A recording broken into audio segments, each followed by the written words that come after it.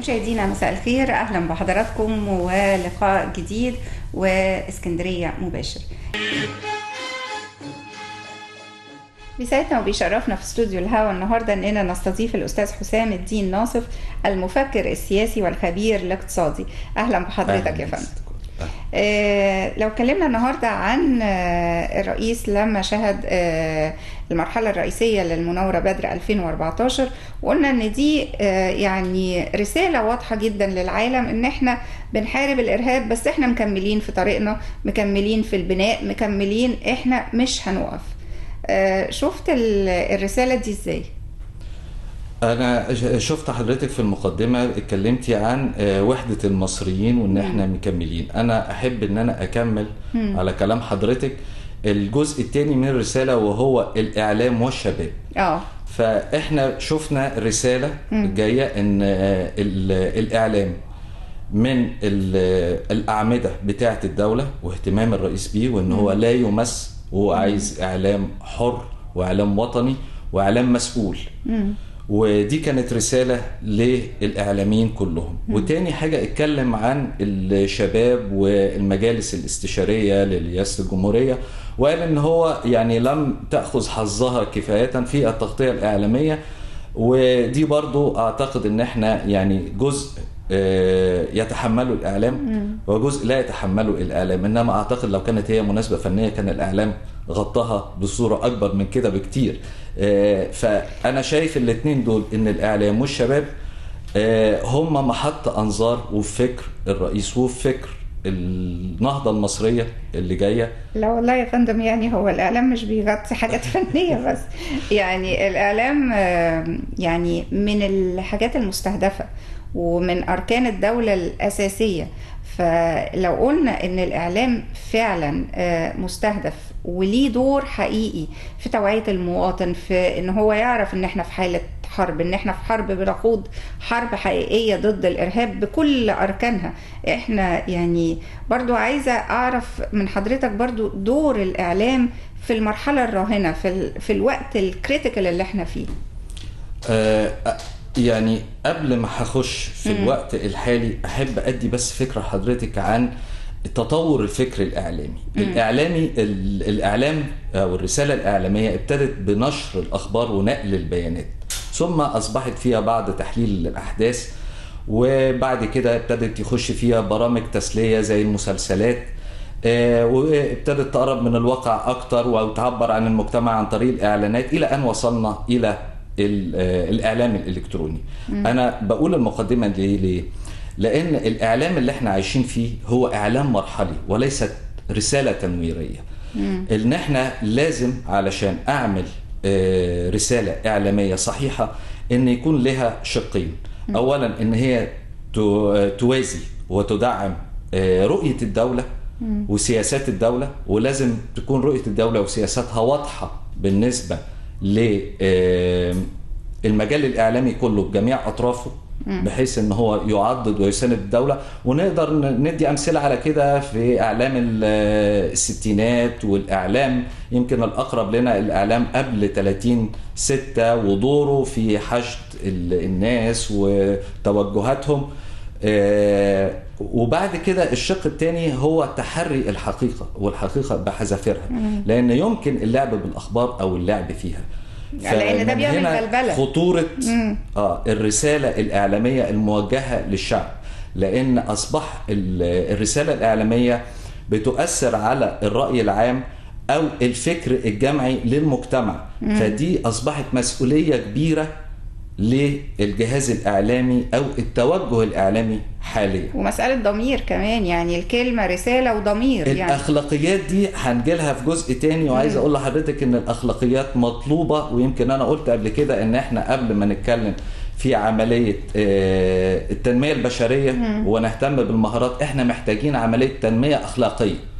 لأن إحنا بنشوف، يعني مش عايز اقول انما اللفظ بالظبط، انما نقدر نشوف ان في تجاوزات اعلاميه من بعض الاعلاميين، وهنتكلم على المشاهد والمحاور والبرنامج ذات نفسه والتوجهات بتاعت القنوات الخاصه والقنوات الحكوميه. طيب لو اتكلمنا عن حريه الاعلام ويمكن ناس كتير قوي بتقول والله احنا بننقل الحقيقة. فين الصح؟ هل انت تنقل الحقيقة زي ما هي، ولا تنقل الحقيقة وتضيف عليها؟ ما انت بتوجه في نفس الوقت، وممكن توجه غلط وممكن توجه صح، انت وضميرك. واحيانا بيبقى فيها سوء نية. ده اللي احنا كنا بنتكلم عليه في التلاعب بالاخبار او التلاعب فيها لمصلحة، سواء بقصد او بدون قصد. انما في حاجة بدون قصد بتنفع، ممكن تبقى يعني سهو او خطأ، وجل من لا يخطئ، ما نقدرش بس نقول لو اتكرر. ما هو ده اللي احنا بقى هنقوله، ان الحقيقة الإعلامية لابد ان هي اولا لا تتعارض مع المصلحة العامة للدولة، او يكون لها انتهاك في الخصوصية، وده شفناه في برامج كتير، او الوقوع تحت طائلة القانون. لو قدرنا ان احنا نوجه الرسالة الإعلامية دي داخل هذا المثلث او هذا الإطار بتاع المصلحة العامة وعدم انتهاك الخصوصية او عدم الوقوع تحت طائلة القانون، الرسالة هتبتدي تتنقى الى حد كبير. نرجع بقى للثلاث حاجات. اولا نوعية البرامج اللي حضرتك بتتكلمي عليها اللي هي بتوجه. اولا يعني هي برامج التوك شو او البرامج الحوارية، وخاصة المهتمة بالسياسة. اصبح المشاهد هنا وهو الطرف الاول بيعزف عن هذه البرامج، لان ما نقدرش نقول للثلاث سنين اللي فاتوا ان السياسة حققت احلام وطموحات المشاهد. والناس تعبت. ديكي قلتي الناس تعبت، ومع ذلك انت ممكن توصل اللي انت عايزه بس مش من خلال برامج. اصبحت مادة مستهلكة. نمرة 2 بالنسبة للمحاورين، ودي اللي هي المشكلة كبيرة جدا، ان احنا بنشوف سفسطة وبنشوف عدم ادراك للمصلحة العامة وحاجات غريبة، اللي بيطلع فوق المكتب واللي بيجيب معاه قطة في البرنامج والله يعني بتحصل حاجات في البرامج بتاعت القنوات الخاصة غريبة الشكل. وبعدين هو معظم الكلام تبص تلاقيه راح في اتجاه يمكن ما هواش اللي بيشد الناس النهارده، انما هي عملية جذب تجاري وعملية اعلام مرحلي وليست رسالة تنويرية. فبنلاقيه بيتكلم على الالتراس وايت نايتس، او ممكن ان هو علشان يسخن البرنامج بتاعه يهاجم الرئيس السيسي، لانه بيعتبر ثورة يناير ثورة وليست يعني اي حاجه بقى يعني فليه وانت بتقول وبتقوي الشباب بتاع 25 يناير. يعني هو الموضوع اصبح حاليا بلا حدود، واصبح بلا مواثيق او بدون خطوط حمراء ل حتى القيم الأخلاقية. ورغم ان بدون حدود، ورغم ان بدون مواثيق، ورغم كل ده كان في بيان الأسبوع اللي فات ان كل المؤسسات الإعلامية، غرفة صناعة الإعلام واتحاد الإذاعة والتلفزيون، وقالوا احنا هنلتزم علشان نحافظ على الدولة، فاحنا مش هنذيع أي حاجة تعمل بلبلة. ولكن برضو الإعلام الغربي مش سايبنا في حالنا. برضو النيويورك تايمز لسه بتكتب مقالات وتقول لك لا انت حرية الإعلام ومش حرية، وبيطلع ناس برضو ييجوا يقولوا لا اصل احنا مش واخدين حريتنا. ده رغم ان احنا لسه ما حطيناش مواثيق بقى وما اتكلمناش كدولة كسيادة دولة. إذا كان هم هناك في الولايات المتحدة ليهم مواثيق وليهم حدود، وفي حدود لكل حاجة. بصي حضرتك، لازم نعترف ان في قصور عندنا في بعض الامور. وزي ما في نيويورك تايمز بنتلاقي مقالات في الجارديان مثلا بتعضد الموقف المصري، فما نقدرش نقول ان كله ضدنا او كله معانا. اللي احنا بنتكلم عليه في الحدود والحريات،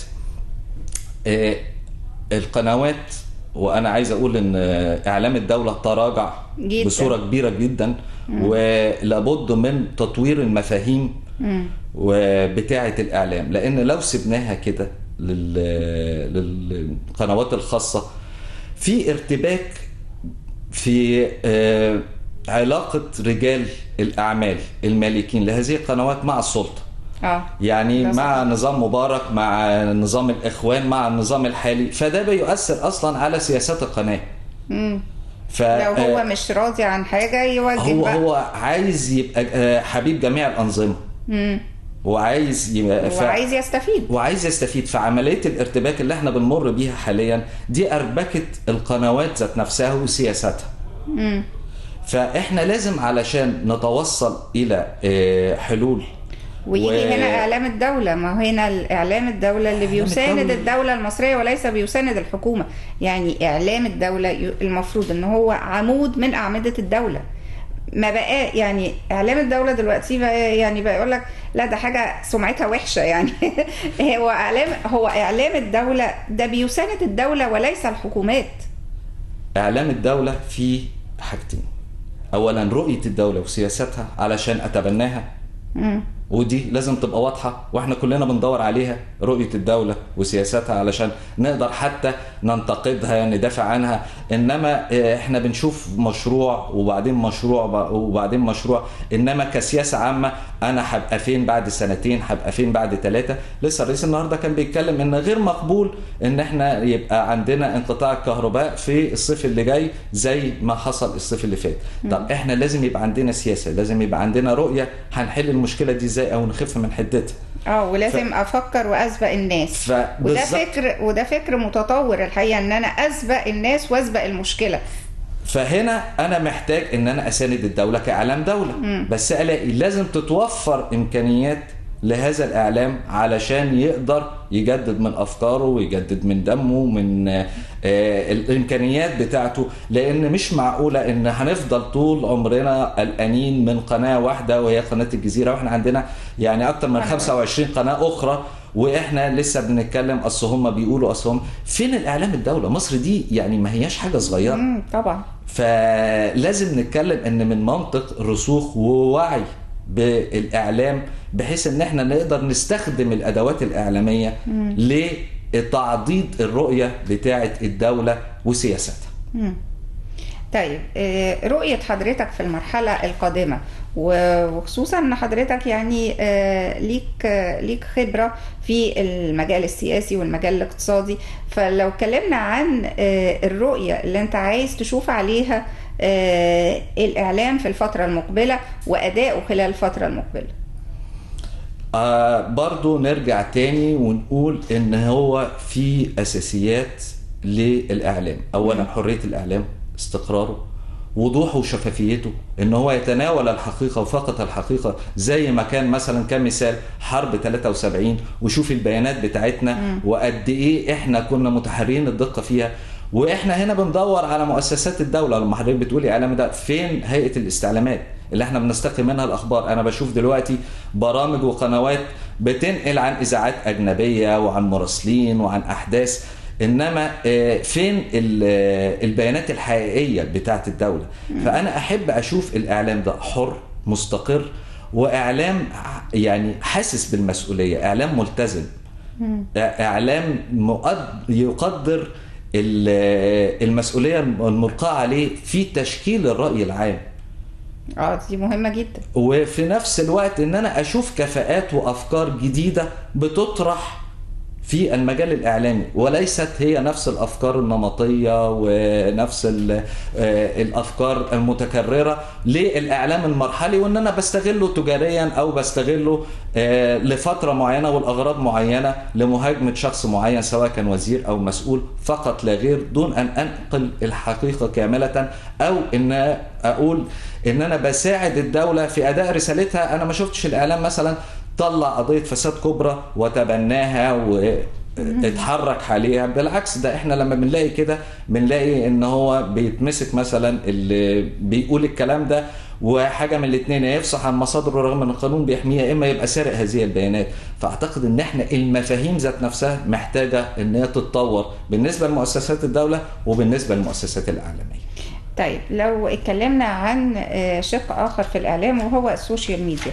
السوشيال ميديا دي مؤثرة أكتر كتير جدا. يمكن دور الإذاعة تراجع، دور التلفزيون تراجع، دور السينما كمان تراجع. السوشيال ميديا بقت مؤثرة بشكل فظيع على حياتنا كلنا.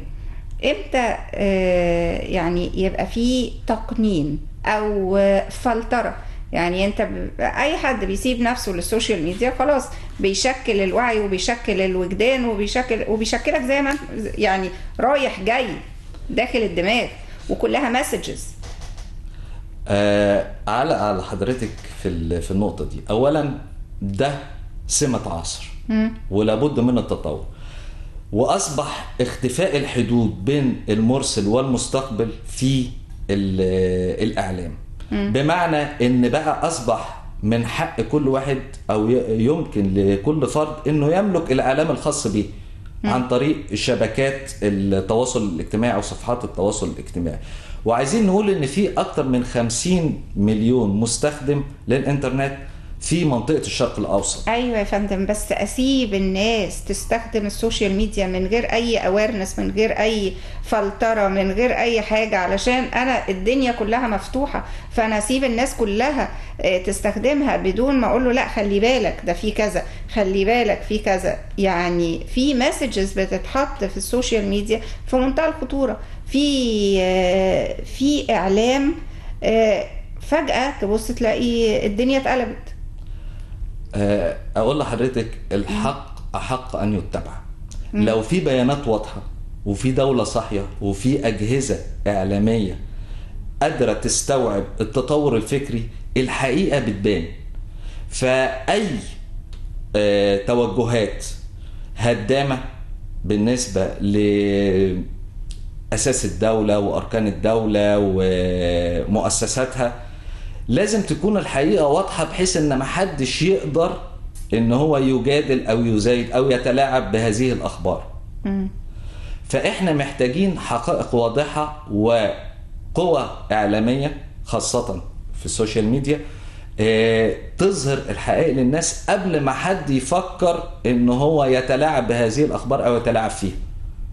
ما هو حتى لما بتبقى الحقيقة واضحة بيلويها لك العكس. يعني انت بتحط الحقيقة واضحة زي الشمس، انا دلوقتي هعمل كذا كذا علشان امن البلد، يجي يقلب لك الحقيقة وقلبها ايه بقى الناحية التانية خالص. مين الاقوى، الدولة ام الفرد؟ ما هو بيأثر على الفرد. ما هو هنا الدولة اقوى طبعا، بس هو بيأثر لي على الفرد. لازم احارب الفكر بالفكر. بالظبط.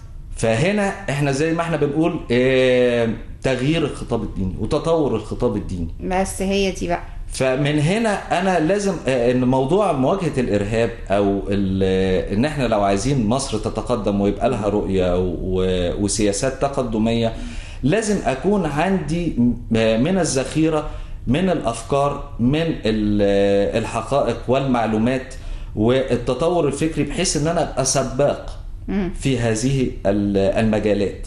ومن هنا انا بطالب ان وجود مش دولة فقط لا غير، انما حقائق واضحه وبيانات من الدوله. بيبقى في على الفيسبوك صفحات رسميه، بس الناس مش يعني ممكن في ناس بتلجأ لها لم تجذبهم. ما دي مشكله برضو. عوامل الجذب ليها ايه؟ لانها عوامل الجذب بالنسبه لها ضعيفه. وبعد كده دور المجتمع المدني التنويري، احنا مش شايفين مؤسسات العمل المدني ابتدت ان هي تجابه هذه او تستوعب هذه التكنولوجيا الجديده. يعني لازم يكون مؤسسات المجتمع، واحنا عندنا بسم الله ما شاء الله يعني دلوقتي شوفي كام جمعيه حقوق انسان وجمعيات خيريه واجتماعيه، ان الناس دي لابد ان هي تتبنى رساله تنويريه وتطويريه للدوله. انما هي طبعا عاجزه عن القيام بدورها.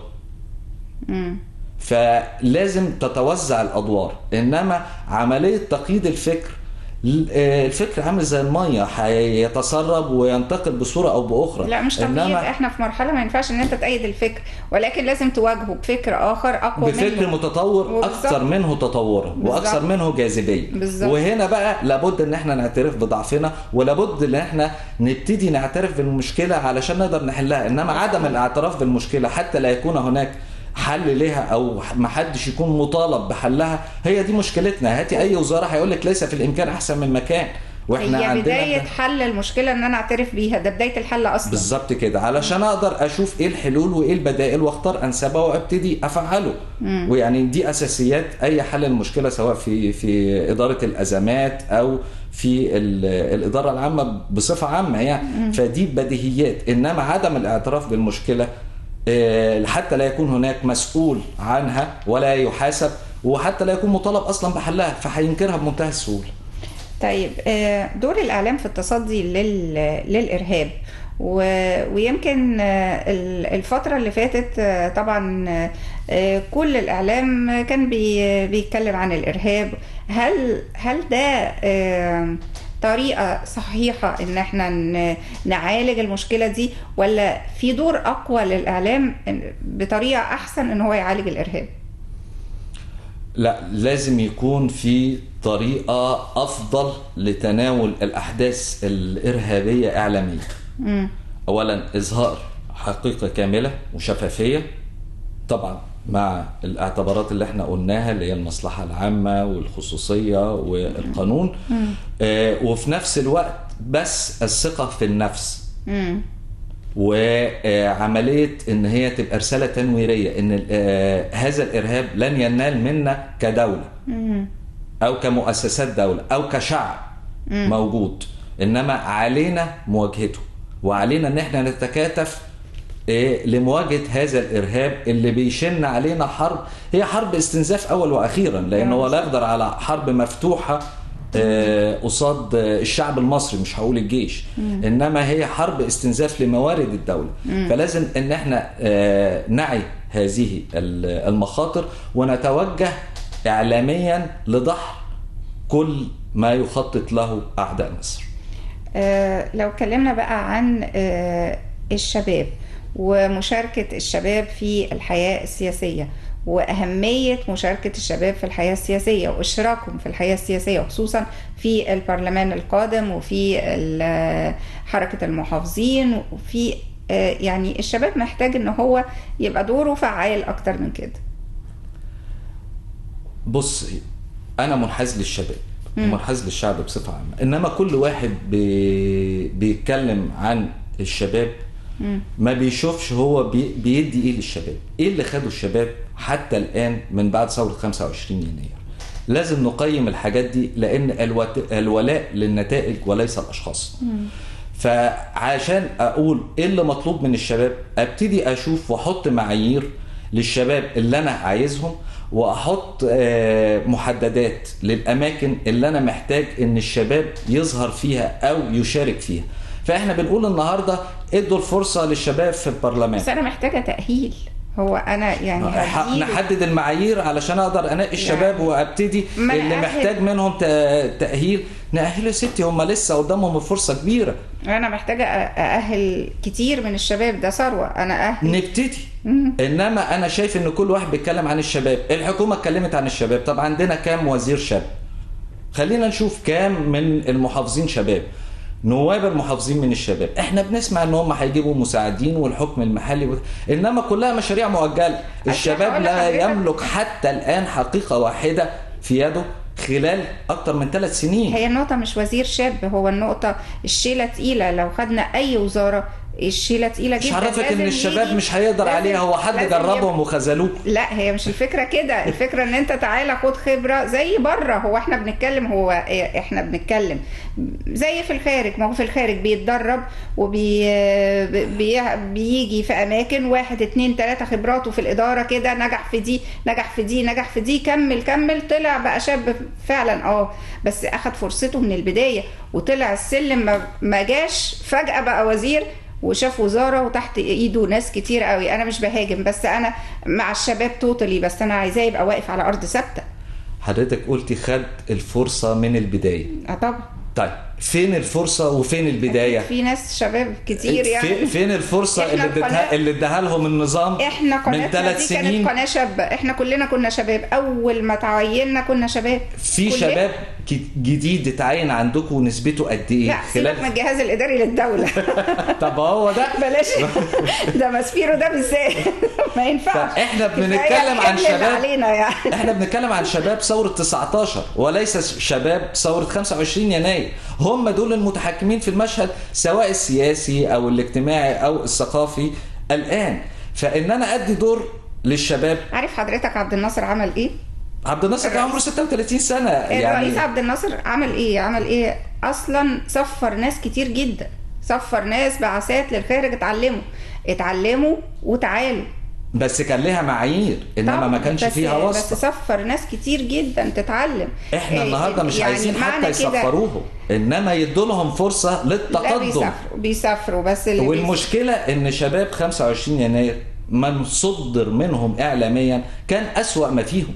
ما دي المشكله بقى. ما هي دي مشكله اعلاميه اولا واخيرا. لا مش اعلاميه، ان اللي اتصدر اعلاميا يقدم نفسه بالنيابه عن الشباب بتاع 25 يناير او شباب الميدان بالاصح هو أسوأ ما فيهم، وهو اللي اكتسب الإعلام حواليه. وهو هنقول أسوأ وهم زمان، ما هم كل اللي كان بيجي اتفضل تعالى اتكلم في الإعلام، عايز تتكلم اتفضل. لا يعني ما كانش بالصورة دي قوي، كان عملية انتقاء. لا خالص. وكان عملية لا يعني خالص. استقصاء وعملية تقسيم. احنا شغالين اهو يا فندم، وانا بقول لحضرتك خالص ما كانش في اي انتقاء، اللي عايز يجي كان بيتفضل يجي، ولغاية دلوقتي على فكرة. لا دلوقتي ممكن، انما عايزين نشوف دور القنوات الإقليمية أو المحلية في الرسالة الإعلامية. أنا شايف إن هي لازم تاخد اهتمام أكبر من النظام الحالي أو الحكومة الحالية، لأنها رسالة زي ما حضرتك بتقولي يمكن فيها الارتباط أقوى بالطبقات المتواجدة في هذا الإقليم، سواء كانت متوسطة أو طبقات فقيرة أو طبقات عليا. يعني بالاختصار تقدر تعبر أكثر من 40-50 شخصية اللي احنا بنشوفهم في القنوات الخاصة من حاجة بتاعت 15-20 سنة. بلاش النخبة علشان احنا يعني تعبنا، فهم الشعب تعب من النخبة. وهاتي حد فيهم صغير في السن. لا كان في شباب قد كده في 25 يناير النخبة. ما هو النخبة، ما هو ده بقى هو التصدير الإعلامي اللي احنا مش بنقول. مش تصدير، هم اللي صدروا نفسهم، هم اللي جم قالوا والإعلام استقبلهم وكبرهم، وكان من السهل جدا حرقهم لحرق بعد كده الثورة الأم، وهو ده الخطأ. إنما في ناس لا تعتبر رموز حتى الآن لم تأخذ حظها إعلاميا. نتمنى ان كل الناس تاخد حظها مش اعلاميا ولكن عمليا، لان الناس وده دور الحكومه ودور النظام ان هي تبتدي تعين الناس دي، تشعر ان مش كلامه بس وبعدين نسيبه للبرلمان والحكومه ما يبقاش فيها والمحافظين ما فيهمش ولا مساعدين المحافظين. لا ادوا امل للشباب، يعني ادوا له بخطوات تنفيذيه وحطوا معايير بحيث ان الشباب يبقى عارف ايه المعايير دي عشان يؤهل نفسه ان هو يدخل ضمن هذه المعايير، لانه عارف ان هتبقى فرصه وحظوظه اكبر في الاختيار. والله في شباب كويسين جدا، وفي شباب بيقدموا مشروعات واحنا بنقدمهم. ولسه يوم السبت اللي فات كان معايا 2 من الشباب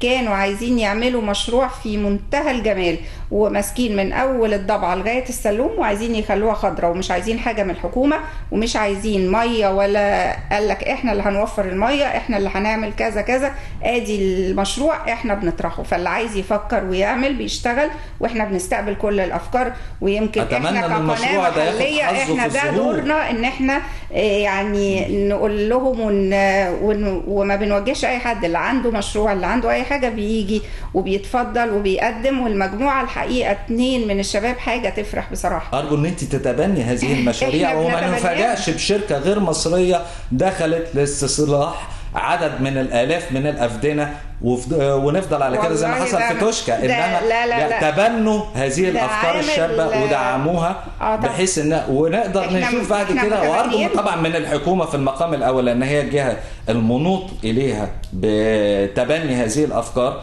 ان هي تدي فرصه للافكار الشابه والافكار الغير التقليديه دي كبيره جدا. ما في مشروع قناه السويس وفي مشاريع كتيره، كل دي عايزه مشاريع الشباب. لا ما دي مشاريع الشباب، امال مين اللي هيشتغل في دول؟ يعني الناس الكبار.